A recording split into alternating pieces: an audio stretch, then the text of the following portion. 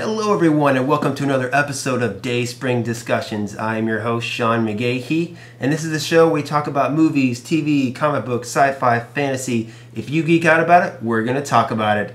Joining me today is my lovely, beautiful, wise, and ever so graceful co-host, Miss Lisa Locke McGahee. Hi there. She's so excited to be here. You should feel privileged because, when I told Josh that I wanted to have you on the show instead of him this week, he was a little disappointed. Oh, well, thanks for having me. Yeah, not a problem. Well, when I go through the week and I go through the stories, and I think who would be best qualified to share the best insight on a majority of what we're going to talk about. And this week it just so happened to be you. So your useless knowledge has finally paid off. Thanks, although nobody who's listening can hear the air quotes that you just did about my useless knowledge. Well, that's one of those inside things just for you and me until now that people will now know about and tease me about. So let's just get into the story, shall we? Okay. The Hollywood Reporter is saying that Abraham Lincoln vampire hunter and Dark Shadows writer Seth Grahame-Smith has been tapped to write and direct Warner Brothers' upcoming Flash movie. The Lego Movie directors Phil Lord and Christopher Miller have written a treatment for the film, which they were considering directing, but have since went on to direct the upcoming Han Solo movie for Disney and Lucasfilm. Grahame-Smith is also working on the upcoming Lego Batman movie.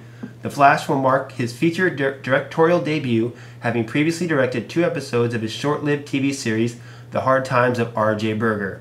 The Flash movie is said to shoot for a different style of costume in order to avoid any comparison to the well-designed and well-received TV version which Grant Gustin sports.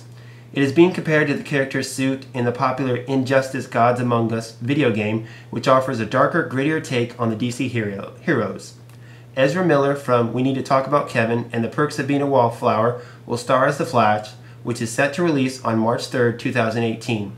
Miller will make his debut as Barry Allen in next year's Batman v Superman Dawn of Justice and in Justice League Part 1 on November 7th, 2017. So, looks like we're going to have another Flash coming up. The main story, of course, being this Seth Grahame-Smith, who's going to be directing and writing, I guess, who has never directed anything in his life, but now he's going to take on a major DC Warner Brothers movie. Can't say I'm a little hesitant about this. I mean, The Flash is one of my favorite superheroes, so to get a rookie director on it, I'm a little worried. Plus, Abraham Lincoln Vampire Hunter and Dark Shadows, not the best movies. Although I will say I did enjoy Abraham Lincoln Vampire Hunter, even though most people hated it, because it was totally stupid and silly, but it was the fun of it, I think, I like to think that our 16th president could kick ass like that. Don't you?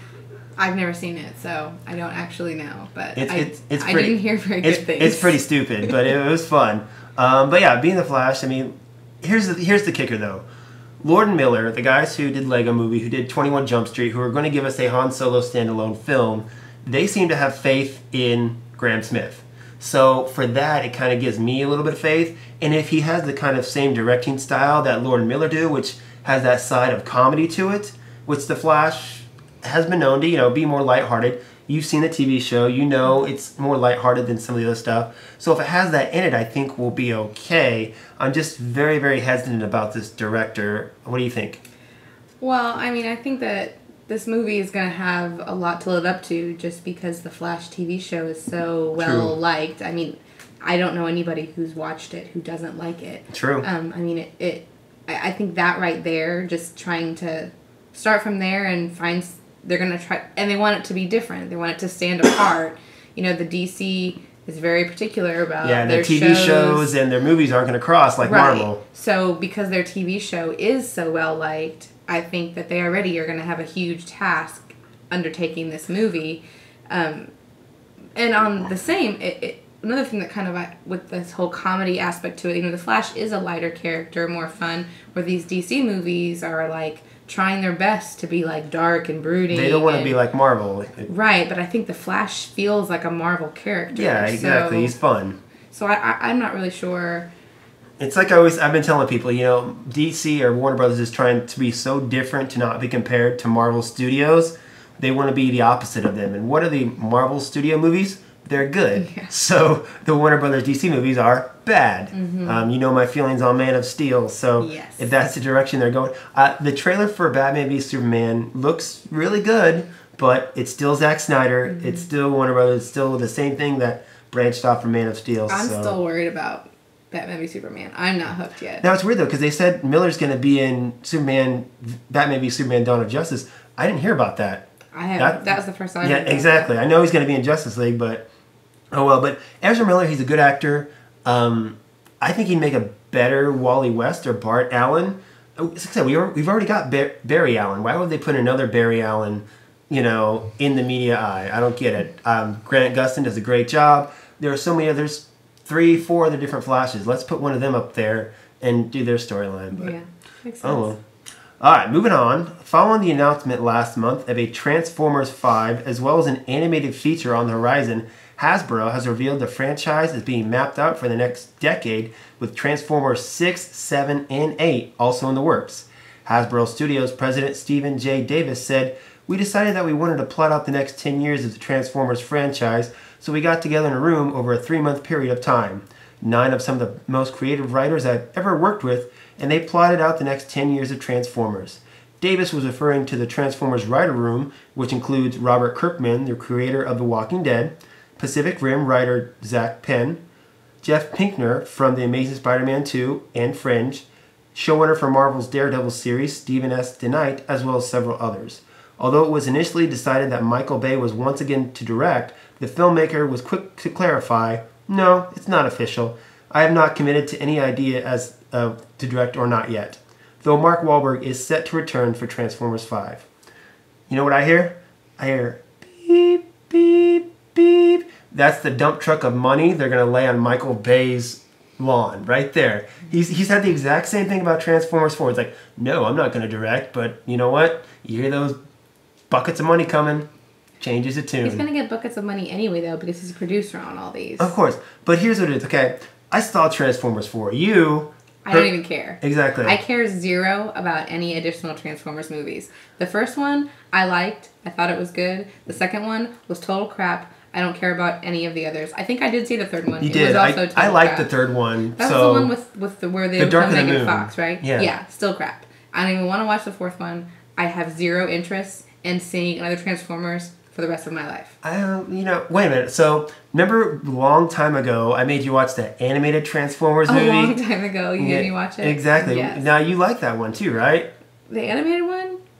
It's okay. Whatever. See, this is before we actually started dating, so she was still trying to get in my pants. No. So, she watched all that stupid stuff. Mm-hmm. Yeah, it's all right. It's not a horrible movie. I mean, for what it was, for the time, it was good, yes. It is an amazing film with a rockin' soundtrack. If they want to bring Transformers back onto, like, an animated television series or an animated which movie, they do have. I think that would be much better than more of these crap movies. But they're going to make them because, for some reason, people all over the world dish out their money to go see internationally that it makes money. It makes money here, too, though. It does.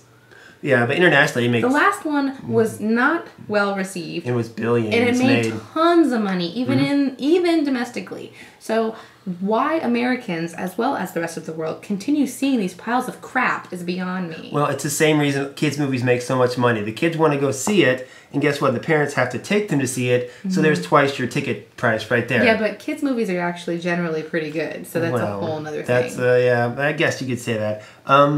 I think they should just reboot, honestly. Mm-hmm. I mean, let's just get away from it. Get Michael Bay out of it. Let's get a fresh director. I love Transformers. Growing up, I grew up on Transformers. Like I said, the animated 1986 movie, second best Transformers movie I've ever seen, next to the live action one, although there's still some debate. But definitely a better soundtrack. I'll tell you that. Whatever. You gotta love that. I love it, definitely. But I think they just need to start fresh. Wipe the slate clean. Let's move on to the next one. So... Oh, well. Good plan. Moving on to the next one. Speaking of, this is why I brought you in here. These next two topics, I am in no way a expert in. So this is what we're going to do. I'm going to read it off. I'm going to ask you to bring in your knowledge, and then we'll see what happens. All right? All right. With production already underway on Warner Brothers' Harry Potter spin-off, Fantastic Beasts and Where to Find Them, the cast keeps growing. The Hollywood Reporter reveals that Jon Voight and Ron Perlman have signed on to the film. No details were given regarding the character Voight will be playing, but it is said that Perlman will be playing a goblin. The story takes place years after Harry Potter and his friends... Years before. What? Before I said that. You said after. See, this is why I didn't want her on the show to begin with. Years before Harry Potter and his friends, Ron and Hermione made their way to the legendary Hogwarts School of Witchcraft and Wizardry. Academy Award winner Eddie Redmayne stars as Newt Scamander, the Wizarding World's preeminent magic zoologist. I didn't say that right, did I? Yeah, that's fine. Magic zoologist. Okay. It's a made-up word, so... Newt stops in New York following his travels to find and document magical creatures. Fantastic Beasts and Where to Find Them will become a textbook that is used by the students at Hogwarts. Fantastic Beasts and Where to Find Them also stars actors such as Ezra Miller and Colin Farrell. It isn't known how many characters have yet to be cast as filming continues in the UK with director David Yates, who directed the last 4 Harry Potter movies. J.K. Rowling herself wrote the script for Fantastic Beasts and Where to Find Them. Warner Brothers has set the release date for November 18th, 2016.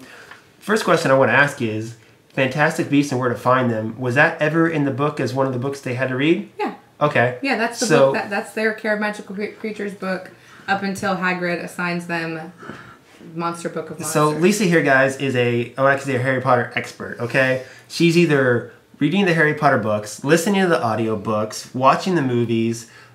She dragged us to Harry Potter World on a vacation last year. Nobody was dragged. There was no dragging involved. I'm just saying. You went willingly. I'm just saying. And it was awesome. When Star Wars World is built at Disneyland, I don't want to hear any guff. There okay? will not be any. You really think I'm going to give you guff to go to Star Wars World? I hope not. I mean, but see, then it took her 3 days to pick out her wand, which, I don't know how much time we spent in the wizarding shop. Ollivanders, yes. So, but anyway. Moral of the story. I love Harry Potter. Exactly. So, are you excited for the movie?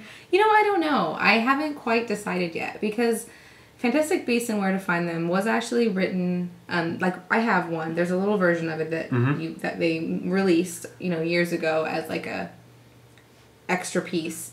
But it's not a novel. It's not it's just a book about creatures. A textbook. Yeah, a textbook about creatures. So I'm excited, yes, because J.K. Rowling is writing it and David Yates is directing it. So I have no doubt it will be awesome. Mm-hmm. I just have no idea what to expect. They keep announcing all these different, actors who are going to be in it. The only character from this movie that has ever been written about was Newt Scamander, and that's only because he wrote that textbook. He's mentioned in passing in the Harry Potter books, but that's it. So this is basically ground zero. Nobody has any idea what this is going to be about, what it's going to be like. Nothing. So, I'm excited about it, but I have no idea. Yeah. Cool. I don't know. I guess I'm not as huge Harry Potter fan as you are. So I'm curious because I think it's one of those things where, of course, Warner Brothers doesn't want to lose the Harry Potter franchise, so they have to make stuff up. It's I can imagine what they gave J.K. Rowling to get her to write this movie and continue this, and she's still writing other stuff as well on the Pottermore, right? Yeah, she's been releasing those are just little tidbits though, little bits and pieces like a paragraph here, backstories about characters, things like that. It's not like it's a huge writing endeavor, what she does on Pottermore. But they're nice little tidbits for the fans. Yeah, I got you. John Voight, Ron Perlman, I think they'll fit in good to the Harry Potter world? I don't know, because this book, what we do know about this movie is that it takes place in the United States. Oh, does it? In New York. Oh, yeah. Okay. New York, yeah, I guess. So, Newt Scamander is British, but he's in... That's why... What's his face? Eddie Redmayne is playing him. But the other actors and the other people in it... he's in the United States. Yeah. So, I think it's going to be a whole different... I don't know if the whole movie's supposed to be set in the United States... or if it's just going to be a quick trip there and then he's back in England. I don't really know. But I think it could be interesting if it actually is going to be in the U.S. because then you're going to get a different perspective on the wizarding world. Because they talk about in the Harry Potter books that there are wizards all over the world. There's American wizards at, the World Cup and whatever in the Harry Potter books. So it might be kind of neat just to have that U.S. perspective of the wizarding world. I mean, that's interesting. Yeah, a different perspective. Yeah, because the Harry Potter movies have always been in England, so that different. I never thought about that. That's pretty cool. Or just Europe in general, because the Harry Potter characters are not all from England. They just, the school is in that general. But I mean, the characters in the books are from Scotland. They're from all the UK. Interesting. Okay, so let's open our debate again. Dumbledore versus Yoda. Who wins? Versus Yoda? Dumbledore kicks ass. Whatever. Yoda would totally destroy Dumbledore, okay? We have this debate all the time, guys. Dumbledore. No. You know what? Tell us who you think will win, because Dumbledore has to do some magic wand words or whatever. Dumbledore is amazing. Here's what's going to happen, okay? Yoda's going to lift something up, throw it at Dumbledore. Dumbledore's going to use his wand to try to break it apart. By the time he's done breaking it apart, Yoda's already jumped at him and sliced his head off with a lightsaber. Done. No way. Done. Nope. Whatever. We'll continue this later. That's fine. Let us know what you think about that, I guess. Okay. Alright, moving on. Author Stephanie Meyer has returned to the novel that made her famous with a reimagining of Twilight that changes the genders of the protagonists. The 10th anniversary edition of Twilight, Life and Death, Twilight Reimagined, turns Bella into Beau, Edward into Edith, and Jacob into Julie. Meyer said she was inspired to switch things up by questions from Twilight readers who wondered whether Bella was portrayed as a typical damsel in distress. It's always bothered me a little bit because anyone surrounded by superheroes is going to be in distress, Myers told Good Morning America. I thought, what if we switched it around a bit and see how a boy does? And it's about the same. The further you get in, the more it changes because the personalities get a little bit different, she added. But it starts out very similar, and it really is the same story because it's just a love story, and it doesn't matter who's the boy and who's the girl, it still works out. Okay, I saw this book in Costco this past week, and I was like, okay, it's a big Twilight book. Pass. Because I'm not the biggest Twilight fan. I love the mythology of Twilight. It's the Bella Edward thing that I just don't like, which is, of course, the center of it. So, I mean, I like Jacob, the character. Bella, I think, is the worst fictional character ever in history. I think maybe it's because she's just such the typical stereotype teenage girl. And even she's the Twilight version of Anakin, just saying. Oh. Anyway, so we'll talk about that later on. But okay, dang it! Now you got me thinking about it, and I can't continue my sentence. So go ahead. What do you think of the story? I don't know. I like the Twilight stories. I like them, but I like a lot of the complaints that I've heard from many people about the Twilight stories is that they're terrible vampire stories. And I agree that because it's a love story. Like Stephanie Meyer said, it's a love story. Ultimately, this is just a love story. It just happens to be about vampires. Anyway, but I think what she said is interesting, because, that complaint that she mentioned is something I have echoed many times, is I think that Bella is, such a horrible, idol. For girls to look up to her, she's... she basically is like, my life means nothing. I just need this man. And, like a typical teenage girl who's got their first love, and I hate that about Bella. But I do think that this is an interesting for her to write it from the other perspective to show that maybe it is just not that Bella is this pushover girl, but that it's just the situation. Like if you were surrounded by these vampires that were so amazing and awesome, even if you were a guy and they were all girls, maybe it would be the same power. I don't know. Bella is a Beau now. She's a guy, so a teenage guy doesn't think the same way as a teenage girl. So I think I'm almost interested because I know, Bella, like I said, being the typical teenage girl, she's gonna think a certain way. Beau's gonna think a different way. But in Stephanie, in the defense, so what I'm getting you're saying is that trying to have Stephanie Meyer, a woman, write this from a dude's perspective, you're calling bullshit, basically. No, if she could do that. Really? I'm not calling bullshit. I'm saying I'm actually intrigued by this idea. Because if you've actually read the books, which you have not, one of the Twilight books, something you don't know if you've only seen the movies, is there's a section of the Twilight books that are written from Jacob's perspective. Mm-hmm. There's a whole section of it. Oh, yeah, one of the last books, right? Yeah, that's written from his perspective. It's his point of view. You're watching and learning the story from Jacob's mind. So you're seeing Bella and you're seeing Edward, but you're not You're hearing it from what Jacob is thinking. And that's one of my favorite parts of all the books, is when she writes the story for a period of time from Jacob's point of view. And so because of that, I feel like that this might actually give a little bit of insight into the dynamic. But I don't know. I mean, I'll read it when it comes out. It's already out. It's in the bookstores. Oh, I didn't even know that. Yeah, well, like I'll read it I at saw it some in point Costco. then. So you read it, tell me how it is, and I'm probably just going to, be like, oh, that sucks. Right, I have no doubt that's what your response will be. I'm sorry. I love werewolves and vampires, and it just ruins it for me. I think the werewolves are the coolest part of this. Oh, yeah. Of course, I'm Team Jacob. If I were a team, I'd be Team Jacob. I was Team Jacob, too. All right. Well, cool. Moving on. The new trailer has arrived for Sherlock the Holiday Special, starring Benedict Cumberbatch as Sherlock and Martin Freeman as the mustached John Watson. As previously revealed, the 90-minute special is indeed set in Victorian London, but how or why remains a mystery. We discovered that there was some precedent for doing Sherlock Holmes in the Victorian era, co-creator Stephen Moffat joked at Comic-Con International. PBS has yet to announce when Sherlock special will air in the United States. Of course, again, you being a bigger Sherlock fan than I am, I actually like Sherlock.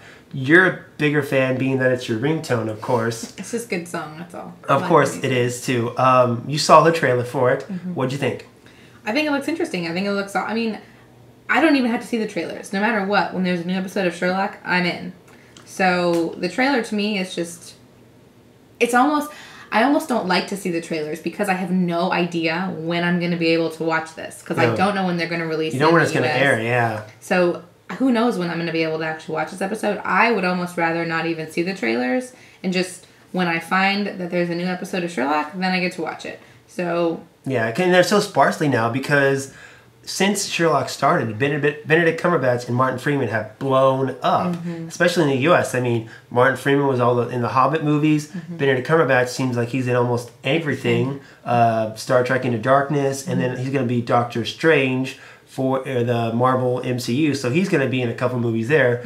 Plus, FYI, I don't know if you knew this, Martin Freeman is also going to be in the MCU. He's going to be in Captain America Civil War coming up next year. So well, on top of that too, all of these British shows, I mean, I love all those BBC shows, but they're all very long, and each season may only have 3 or 4 episodes. Yeah, 3 episodes are like an hour and a half, so it's like basically watching 3 movies. Yeah, but it's not just Sherlock, they're all like that. The other British shows I like Midsummer Murders and those ones that I watch, is the same thing. Each season may only have 3 or 4 episodes. They're an hour and a half. That's just kind of how British TV, that they're good shows like that work. Yeah. Can I say how I think it's hilarious that Watson has a mustache in this? Because they made that joke at the beginning of season 3 when he grew that mustache, and Sherlock comes back. He's like, "Are you really going to keep that?" It's like, that's the worst accent I ever heard. Whatever. I have a cold, okay? I'm blaming it on the cold. But I think it was hilarious how they put that joke in there. But yeah, I'm excited for this. I'm curious, putting it back in the Victorian setting where Sherlock Holmes, is set in originally. I think is cool. I just want season 4 to come. I mean, because they left season 3 on a hanger. Spoiler alert. They always do. Moriarty is back, and they were hauling Sherlock off to prison. But I'm like, oh wait, he's the only one that can deal with Moriarty, so we can't throw him in prison yet. So I just want the show to come back. We have no idea when it's going to come back. These 2 guys are so busy. It's really just oh well. So moving on, we're going to go to something. I'm going to start calling these now Star Wars segments because I'm a huge Star Wars fan. If I haven't said it enough, if you know me, you know I'm a huge Star Wars fan. And chances are, every show we're going to talk Star Wars. So I'm just going to create a Star Wars segment now and call it that. So, going into our Star Wars segment, yes, I'm doing the quotations because Lisa didn't seem to want to point that out this time. Following last week's New York Comic-Con panel, Disney has revealed a new trailer for the upcoming season of Star Wars Rebels. As viewers saw in June in the 1-hour TV movie The Siege of Lothal, the crew of the Ghost has emerged as a real threat to the Empire, leading Darth Vader to be assigned to deal with these rebels. Undeterred, they respond by seeking out old friends and new allies in an effort to rally the formidable alliance that began to emerge in the first season. The first 2 episodes of Star Wars Rebels Season 2 premiered at New York Comic Con, but Season 2 will air on October 14th on Disney XD, which is Friday. So, which is awesome. Or not Friday, Wednesday. So 2 days from now, we get to watch Season 2. Totally excited. I love Rebels. You've only seen a little bit of Rebels. I mean, is it something that you want to go... Do you want to watch the first season? Yeah, no, I do. I just don't have time, and I have a lot on my plate. So, I know you do. I know you. I would love to watch Rebels. I think it looks awesome, and the problem is there's a ton of Star Wars, and I don't have time. Like, there's a lot of the comics I'd like to read. There's a lot of the books I'd like to read. There's a lot of the Rebels I'd like to watch. That's why I'm here. Okay. Yeah, but you telling me about the same thing. I would love to read them and see them. I just don't have time. But I do think Rebels looks awesome. This is a good time to plug, guys. If you go over to Dayspring Discussions blog, of course, I've got my 6-part Star Wars The Force Awakens prep guide, going through what books you need to read, what TV shows, all that stuff. Trying to narrow down what I thought the best of Star Wars is to kind of get you excited for the movie. I'm totally psyched for season 2. What I'm excited for is, number 1, the return of Ahsoka. Because the return of Ahsoka... I love Ahsoka. I know, and she started out as... People didn't like her when she popped up in Clone Wars. But as Clone Wars went on, she became such a great character, and now she's such a more mature character. How about those white lightsabers, huh? That's pretty cool. Those are pretty cool. She can tell she's going to be a force to be reckoned with. Now, the question is she going to be able to keep up with Vader? It's that alone is enough to get me drooling for season 2, because when she survived the Clone Wars, I was like, wait a minute, is she gonna pop up later when he's Vader? And you know, she's a part of Vader's past when he was Anakin. You know, Vader hates anything from his past. He hates Obi-Wan. He hates Ahsoka. He hates Rex, which Rex is coming back too. He wants to take away anything that, you know, reminds him of his old past, mainly because it's almost like a reflection of how bad he's gotten. So he wants to wipe that out. We know that Ahsoka nor the crew of the Ghost appear in Star Wars A New Hope. They either go into hiding or they die. So, and Dave Filoni, the creator, has already said that this is going to be the Empire Strikes Back season of Star Wars Rebels. So I think Ahsoka's going to bite it in a heroic fashion, of course. I think the rest of the crew might get it. There's also talk that Max von Sydow, who's going to be in The Force Awakens, some people are speculating he actually might be an older version of either Kanan or Ezra, the 2 Jedi that are in the show. It's a theory. It'd be really cool. I think we're going to see more tie-ins for Rebels in Rogue One, because it takes place a few years after Rebels. So I think we're more likely to see more characters from Rebels in that than we are The Force Awakens. Wouldn't Kanan be pretty freaking old? Exactly. Well, okay. And getting on Kanan, he's probably late 20s maybe in Rebels. I would have thought later than that. I think, and I'm not sure, because he was a Padawan during Order 66. So that probably puts him as a teenager. And then we go 15 years later. That's going to be Rebels, and then we go 30 years later will be Force Awakens. Right, so 33 so that means he's probably in his 30s at least in Rebels. 30s, he's in his 60s or 70s, which is Max von Sydow right now. So that kind of makes sense as far as that goes. Some people are like, oh, is Kylo Ren, the guy who Adam Driver plays, is he going to be Ezra? And I'm like, the age doesn't match up at all. You people are stupid. Definitely. The other thing, speaking of Kanan, that's another part I'm excited. I'm excited for the Ahsoka and Vader, but I'm also excited for the Kanan Rex part. Because Rex was another one of those breakout characters in Clone Wars. We're not sure what happened to him. He was Anakin's lieutenant or second in command. And, you know, we don't know what happened because all we saw was Obi-Wan and his commander, Cody. We didn't see, you know, Rex at all because he was made up after Episode 3 for the Clone Wars. So I'm excited that he's going to be in this as well. But as we see in the comic book, Kanan the Last Padawan, Kanan doesn't trust any of the clone troopers anymore because in the comic book, they tried to kill him. So now, you know, Ahsoka's sending him to go see these clone troopers, and Kanan's very hesitant to because he's like, last time I saw these guys, they were trying to kill me. So that dynamic, I think, but he's going to have to learn to trust them. So I think that dynamic's really good. So excited. Side story, I think you're going to love this story. I know you're not the biggest Sarah Michelle Gellar fan. But of course, she is. I don't dislike Sarah Michelle Well, when I Gellar. try to get you I am to just indifferent. when I try to her. get you to watch Buffy, It has something to do with her. I just don't like the show. I don't like Buffy. But you like Angel. I liked Angel. And you like Firefly. I like Firefly. Okay, people, she has redeemed herself. Please do not send hate mail, okay? She likes those two. Sorry, I don't like Buffy. I will admit it. I do not like the show Buffy. But she does like Angel and Firefly. And if I meet Joss Whedon, I'm going to punch him in the face. Well, that wash is all we'll say about that one. We always said, if we ever meet Joss Whedon, I'm going to bow to him, and she's going to punch him. So that's just how it's going to go. But at the Comic-Con panel this weekend as well, there was a cool thing where someone got up and asked Sarah Michelle Gellar a question, but she was talking about how she grew up on Buffy and how Buffy was such a strong positive role model for her, and she wanted to thank Sarah Michelle Gellar. So Gellar was so touched, she came down and gave the girl a hug. So then they get back, and Ashley Eckstein, I think I pronounced her last name wrong, of course, who voices Ahsoka, also mentioned how she grew up watching Buffy, and she was an inspiration for her as well. So Gellar's like, well, no, I want to thank you, because Gellar has a young daughter now, and she told the story about how she had to go to the dentist, but her daughter wouldn't go. And so Gellar was like, you have to be brave like Ahsoka. And she's like, okay.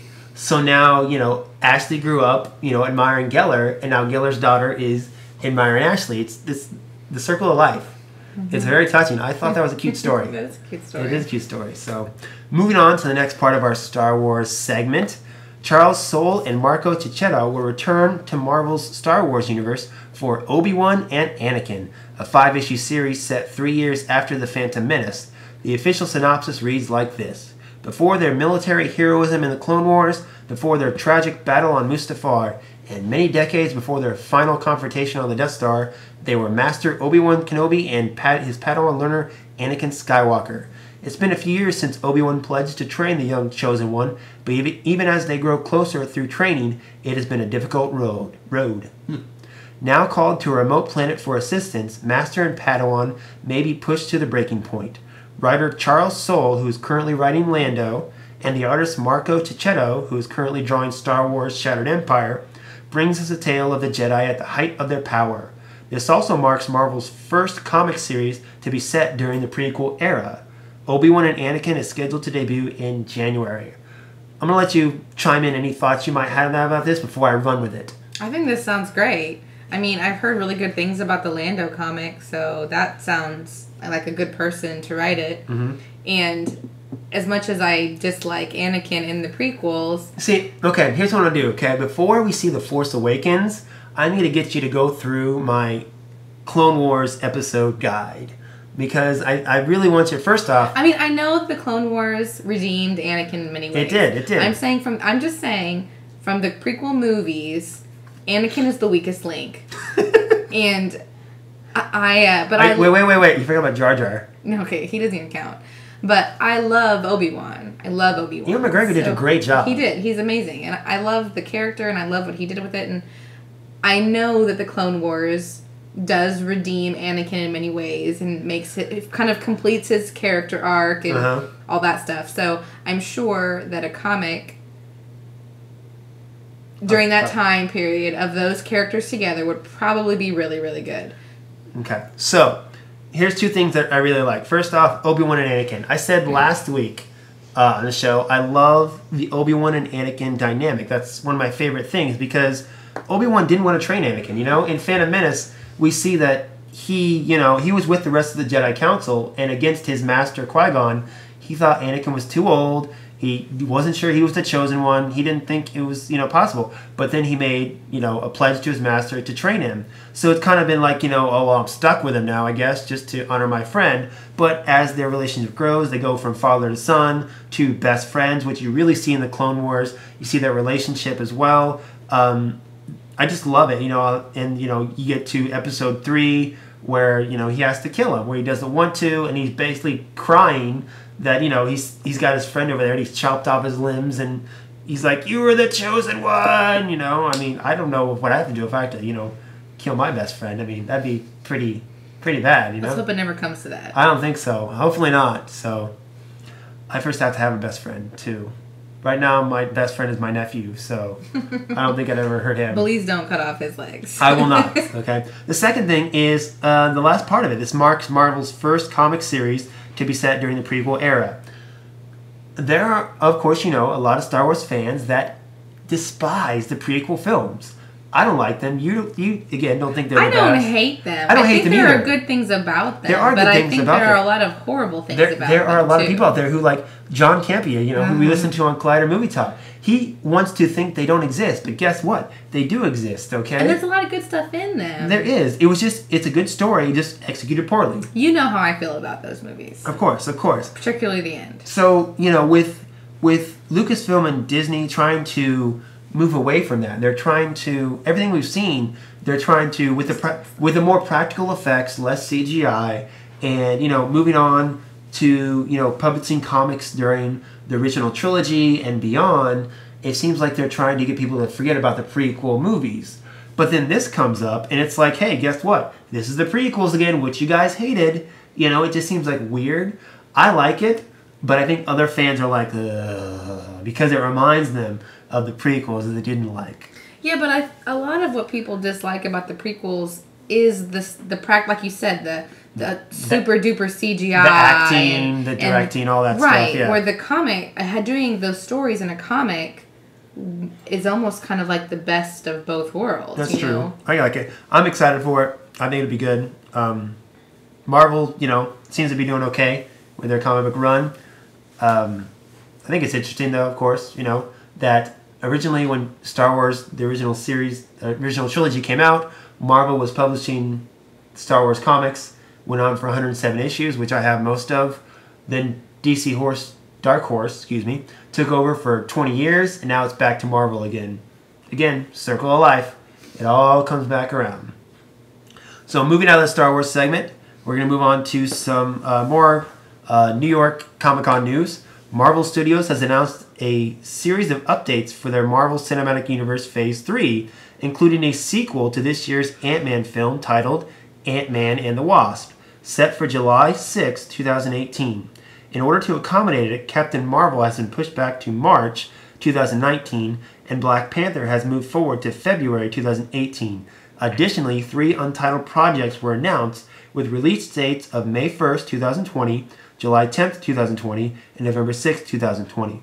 Still scheduled to open in China on October 16th, the first Ant-Man film has already earned $410 million between the domestic and international box office. No sequel was originally announced for the movie, though the film's conclusion included a setup for more Ant-Man stories in the MCU. Paul Rudd's Scott Lang is set to appear in Captain America Civil War, coming out in May 2016. Are you excited for this? I am. I really liked Ant-Man. I thought it was I think you liked it better than I did, actually. I really liked Ant-Man. I thought it was really, really good. I love all the humor in it. I thought it was a fun story. But also, I love that, I like that it was a heist movie. I like heist movies. I think it was stuff. It was smaller scale, It was like, they weren't fighting for the fate of the world like Avengers, with an island falling or whatever. It was, just them trying to, just Hank Pym trying to get back his technology, trying to set his personal affairs in order with his, his protege and his daughter and all that stuff. I think it'll be good.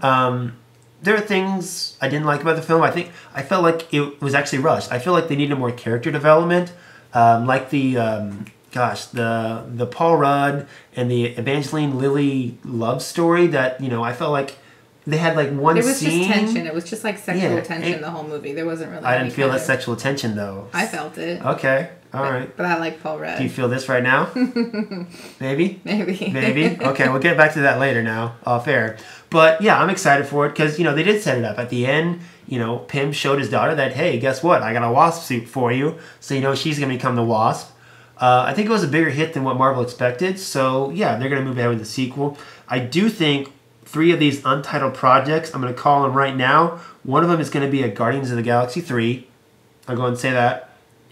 The other 2 I'm not sure about because honestly, I don't know if we're going to get another Captain America or another Iron Man or another Thor because we're already going to get 3 films there.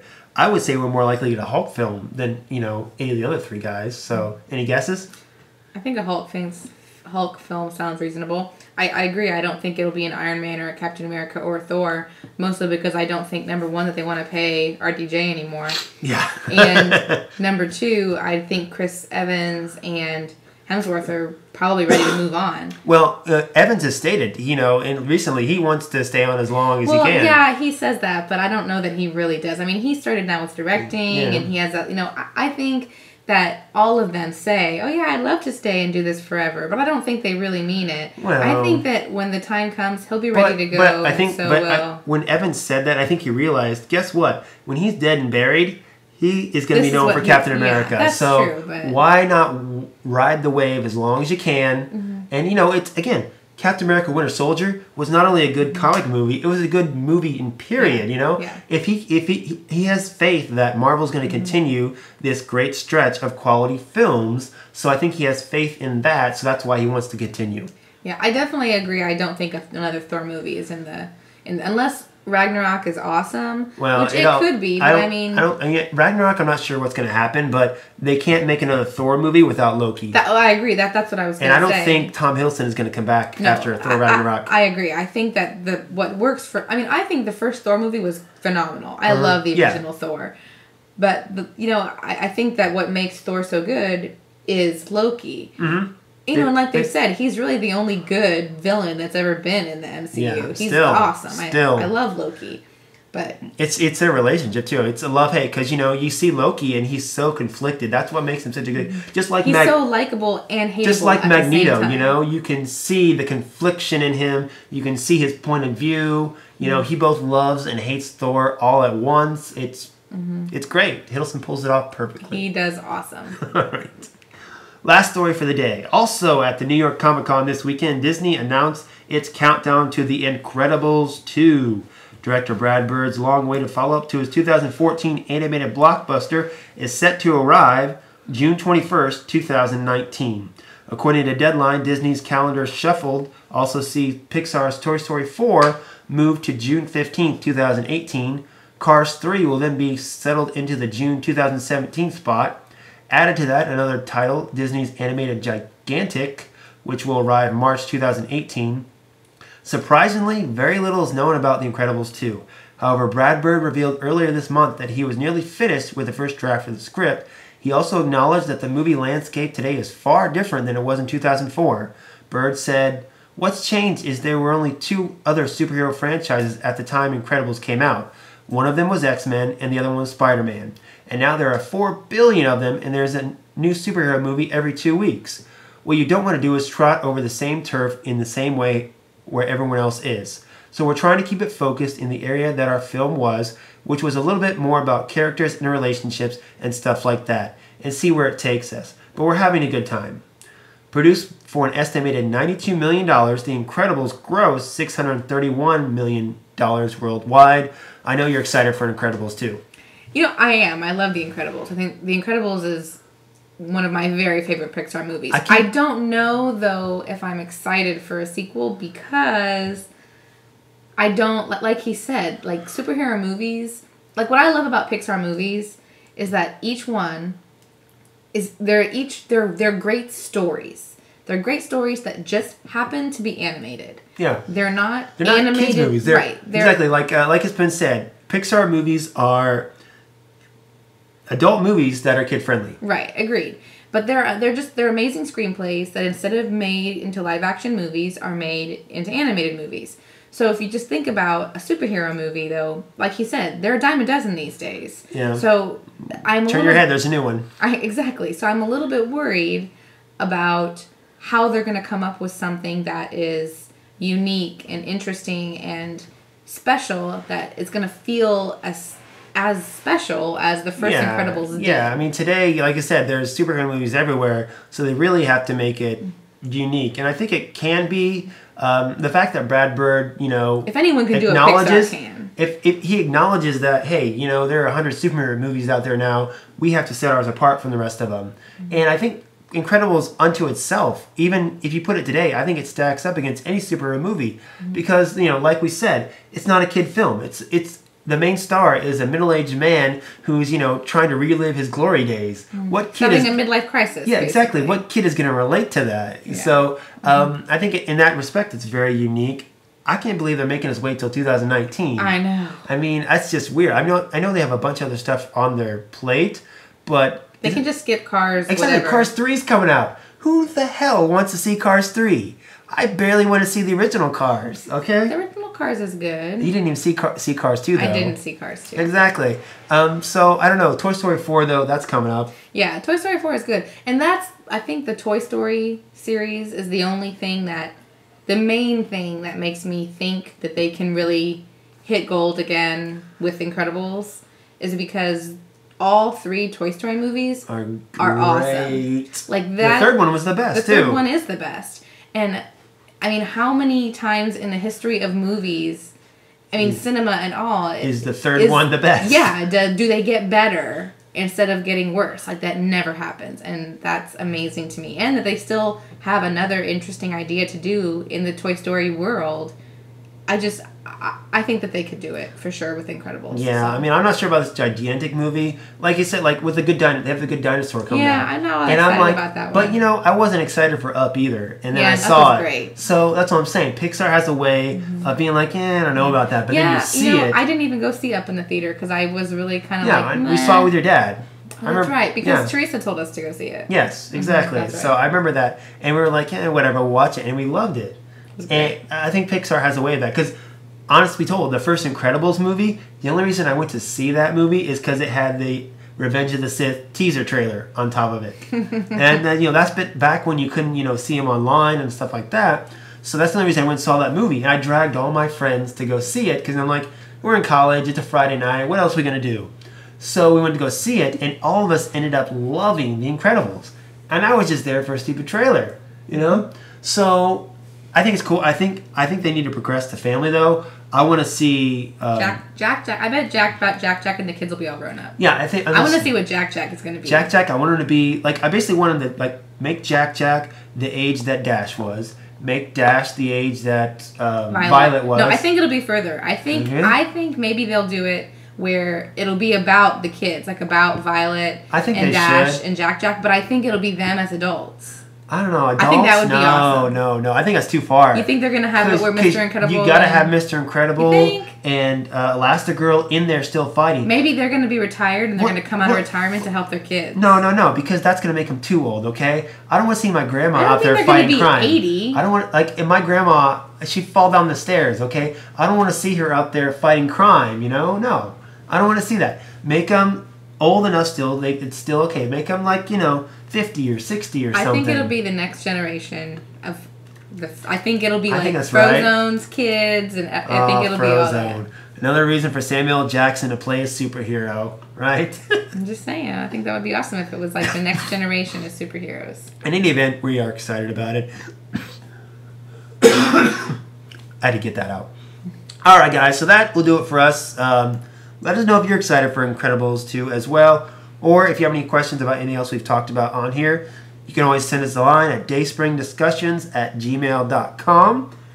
If you want to give us a shout out or follow me, I'm at Instagram or Twitter at Slim, SLYM, Dayspring12. This has been real fun.